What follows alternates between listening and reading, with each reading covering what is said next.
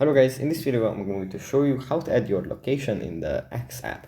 But before that, don't forget to subscribe and leave a comment down below, because at 10,000 subscribers I'm going to show you my whole YouTube revenue statistics and growth strategy. So without further ado, let's just jump right into it. First we have to open up the X app, and here it opens up in the home menu where we have our posts. From here we have to swipe to the right, then tap on profile, and in profile we tap on edit profile in the top right corner. In edit profile, the third option that we have from top to bottom is a location. If we tap here, we can just write in whatever city we are based in, or we can just select from this list of suggestions.